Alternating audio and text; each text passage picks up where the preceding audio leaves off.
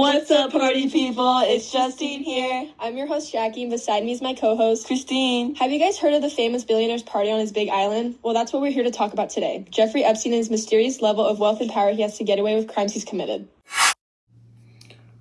Before we move ahead, let us give you a brief understanding about the Epstein files and who Jeffrey Epstein is. Jeffrey Epstein is a billionaire who is a convicted sex offender and is known to host these big parties and to invite many celebrities and rich folks who would attend to on his personal island, Great St. James, located in the United States Virgin Islands in the Caribbean. Everyone knows these parties were thrown as ragers and were considered big, but no one knows the specific and certain activities that occurred, if they were even legal or not. Now that Jeffrey Epstein has passed away, what remains is his mysterious crimes and the theories that happened on his island that could be tied to multiple wealthy public figures today.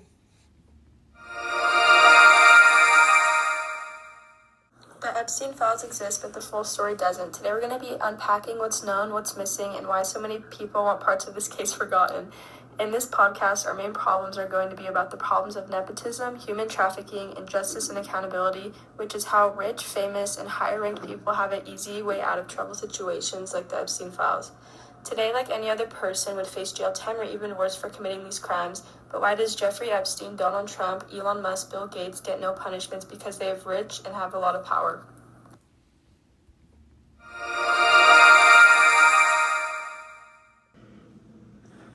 First off, let's say, how does nepotism affect different workplaces and all over a community's moral and productivity?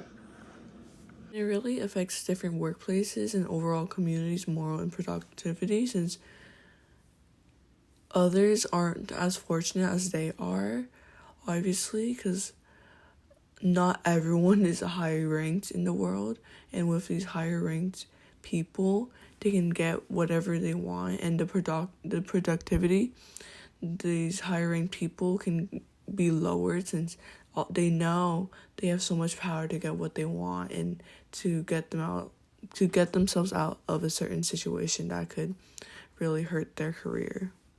I feel like nepotism in general is not fair, even though they are such a higher ranked person in the world, because as a regular person wouldn't have their way out of things that easy.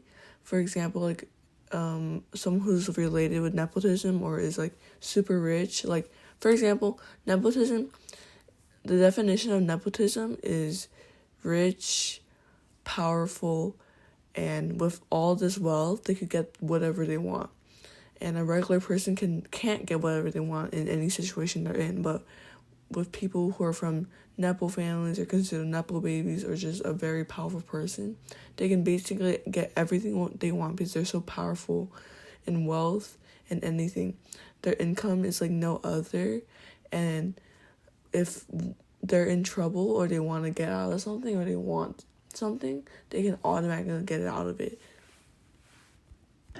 Why is it so hard to get more specific information that could help those who were hurt from this case?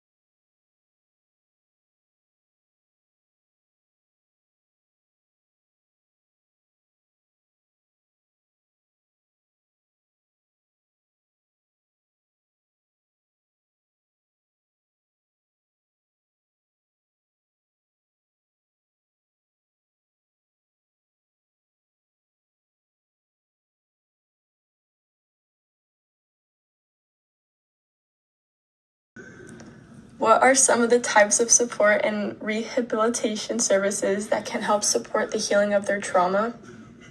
From these verified sources we're using, it does mention you can go through therapy or you can go to the government to talk about it, and you can get all these support systems to help the victims heal from the trauma that they're being put through. But in this case of the Epstein files, the victims that went through that and what Jeffrey Epstein and all these people made him go through, I really don't think anything can come close to help them heal than for those to admit what they've done and to give them closure on this chapter. Because realistically speaking, if I put myself in their shoes, it's really sensitive. It's a really sensitive topic for me because I could never think anything could help me but something to support me through the way, so I wouldn't lose myself.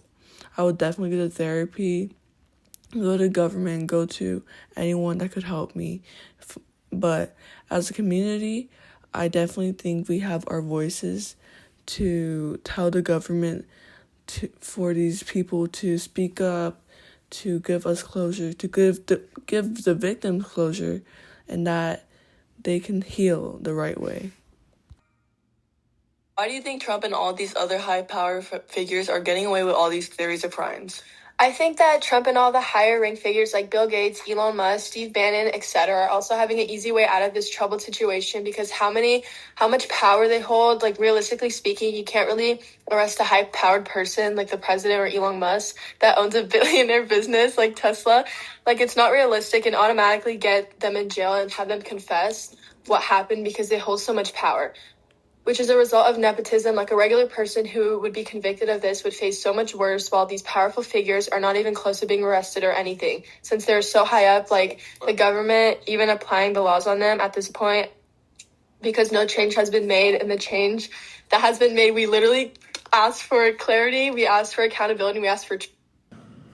Do you think that there's more crimes Jeffrey Epstein and other high people of power have committed that have never been caught, or the law is trying to cover up? I do definitely think there are more crimes Jeffrey and the people that were mentioned in the Epstein files have committed, but just weren't caught yet because they're using their power as an advantage to get out of this very serious and terrible situation that they're being put in. And having them already be on the internet about their situation and how they're related to the Epstein files is already a huge step and a huge step to them getting the consequences they should get.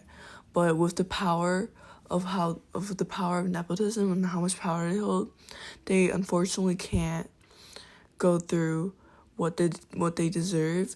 And I feel like it's really wrong that they're just standing here doing nothing and just innocently living life when they know they did something on that island with Jeffrey Epstein. And I feel like that's really unfair. And when key details and facts are hidden from the world, it makes sense for us to question them. So it doesn't make sense why the government is so mad, why Trump is so mad that we're so focused on this case. Because we are focused. It's really wrong for what these victims had to go through. And it's really unfortunate. And we have to question and carefully examine the remaining evidence that we have. And we don't even know if it's all the evidence. When information is hidden or withheld, does it protect privacy or protect power? When information is hidden or withheld, I personally think it protects power, and certainly in this case, because why are we protecting the power of Jeffrey Epstein, Donald Trump, and all these people? I keep mentioning these famous people because it is so unfair that the government is clearly leaving out so much information. And it's so clear that they're doing it to protect their information, their images and their information, so it can't be ruined. So, because when their image is ruined, the world is basically done. Because in their opinion, they have so much power, and the government can't really do anything to get them in trouble because of this power, this involvement in the government they have. And realistically speaking, you can't really do that to someone who's so high ranked. And like, since they have so much power, like, there's really isn't anything we can do but just speak out and Can justice truly be served if the key information is missing or sealed? As a society, we must recognize those that are in higher positions that are abusing their power, in which citizens are falling under manipulation and corruption. Instead, individuals must fight against conformity and protect the difference between right and wrong. In doing so, it starts with a community fostered with communication and proper education to stand up against injustice. We must begin prioritizing morality and responsibility for our actions, as this later impacts the future generations, and it stands up for the violences.